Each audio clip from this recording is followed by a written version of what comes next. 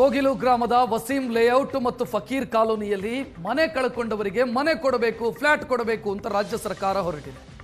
ಇದಕ್ಕೆ ವಿರೋಧವೂ ವ್ಯಕ್ತವಾಗ್ತಾ ಇದೆ, ಆಕ್ಷೇಪವೂ ವ್ಯಕ್ತವಾಗ್ತಾ ಇದೆ. ಸದ್ಯ ದಾಖಲೆಗಳ ಪರಿಶೀಲನೆ ಕೆಲಸವನ್ನ ಅಧಿಕಾರಿಗಳು ಮಾಡ್ತಾ ಇದ್ದಾರೆ.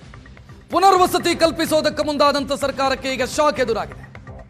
ಅಲ್ಲಿ ನೆಲೆಸಿದ್ದವರ ಬಗ್ಗೆ ಅನುಮಾನ ವ್ಯಕ್ತವಾಗ್ತಾ ಇದೆ. ಜಿಲ್ಲಾಡಳಿತ ಡಾಕ್ಯುಮೆಂಟ್ ಅನ್ನು ಕೆದಕ್ತಾ ಇದೆ.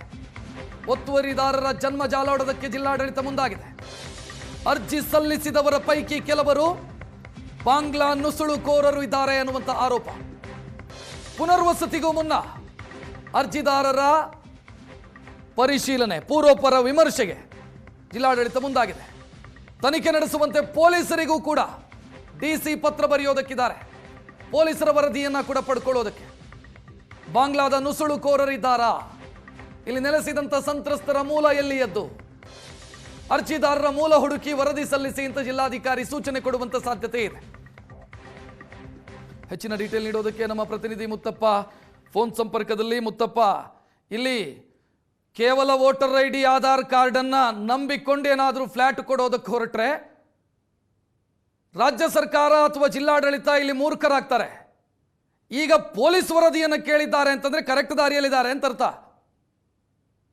ನಿಜ ರಕ್ಷಿತ್, ಏನಂದ್ರೆ ರಾಜ್ಯ ಸರ್ಕಾರ ಯಾವ ವೇಗದಲ್ಲಿ ಇವರಿಗೆ ಪುನರ್ವಸತಿಯನ್ನು ಕಲ್ಪಿಸೋದಕ್ಕೆ ಹೊರಟಿತ್ತು, ಒಂದೊಮ್ಮೆ ಅದು ನಡೆದಿದ್ರೆ ಇಷ್ಟೊತ್ತಿಗೆ ಎಲ್ರಿಗೂ ಕೂಡ ಈ ಒಂದು ಫ್ಲಾಟ್ ಗಳನ್ನ ಕೊಡುವಂತಹ, ಹಂಚಿಕೆ ಮಾಡುವಂತಹ ಕೆಲಸ ಮುಗಿದು ಹೋಗ್ತಾ ಇತ್ತು. ಆದ್ರೆ ಅಧಿಕಾರಿಗಳು ಎಲ್ಲೋ ಒಂದು ಕಡೆ ತಮಗಿರುವಂತಹ ಅನುಮಾನವನ್ನ ನೇರವಾಗಿ ಮುಖ್ಯಮಂತ್ರಿಗಳಿಗೆ ತಲುಪಿಸುವಂತಹ ಕೆಲಸವನ್ನ ಮಾಡಿದ್ರು. ಯಾಕಂದ್ರೆ ಬಿಜೆಪಿ ಕೂಡ ನೇರವಾಗಿ ಆರೋಪ ಮಾಡಿತ್ತು, ಅಲ್ಲಿರುವಂತವರು ಬಹುತೇಕರು ಬಾಂಗ್ಲಾದಿಂದ ಬಂದಂತವ್ರು ಅಂತ ಹೇಳಿ. ಹೀಗಾಗಿ ಅಧಿಕಾರಿಗಳಿಗೆ ಆರಂಭಿಕ ಹಂತದಲ್ಲಿ ಅವರ ಆಧಾರ್ ಕಾರ್ಡು, ವೋಟರ್ ಐಡಿಗಳನ್ನ ಪರಿಶೀಲನೆ ಮಾಡಿದಾಗ ಒಂದು ಅನುಮಾನ ಕೂಡ ಮೂಡ್ತು. ಹೀಗಾಗಿ ಬೆಂಗಳೂರು ನಗರ ಜಿಲ್ಲಾಧಿಕಾರಿಗಳು ಅದನ್ನ ಪೊಲೀಸ್ ವೆರಿಫಿಕೇಶನ್ ಮಾಡಬೇಕು ಅಂತ ಹೇಳ್ಬಿಟ್ಟು ನಿರ್ಧಾರ ಮಾಡಿರುವಂತದ್ದು. ಈಗಾಗಲೇ ಪೊಲೀಸ್ ಇಲಾಖೆ ಒಂದು ಸೂಚನೆ ಕೊಡುವಂತ ಕೆಲಸ ಮಾಡಿದ್ದಾರೆ.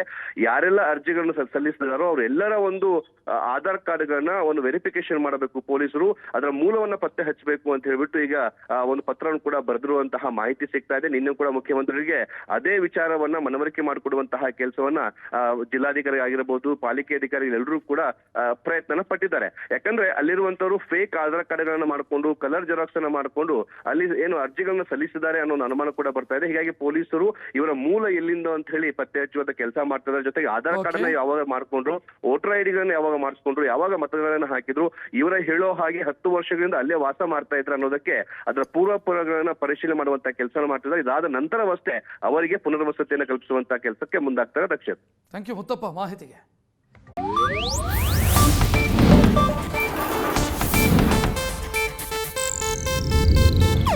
ಇದು ಏಷ್ಯಾನೆಟ್ ನ್ಯೂಸ್ ನೆಟ್ವರ್ಕ್ ಪ್ರಸ್ತುತಿ.